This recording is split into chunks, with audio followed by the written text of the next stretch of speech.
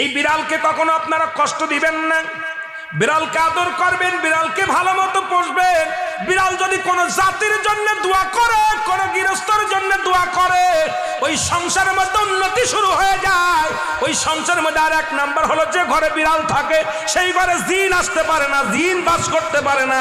আর একটা ঘোষণা শুনেন, নবীজি বলে গেছেন, যে ঘরের মধ্যে বিড়াল ছানা বাস করে ওই ঘরের মধ্যে জিন জাতি প্রবেশ করতে পারে না। তাহলে ছোট ছোট মাসুম বাচ্চাগুলো যে ঘরের মধ্যে থাকে, মুসলমান অনেক সময় জিনের আশ্রয় পড়ে যায়, অনেক সময় জিনে আসর করে, ওই ঘরের মধ্যে জিনে আসর করে।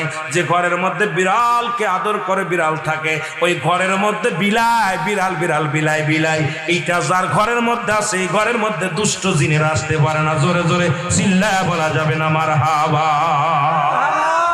একবার নবী সুলাইমান আলাইহিস সালাম শুনতে পাইলেন পাশের বাড়িতে একটা কুকুরকে কষ্ট দিয়ে বিষ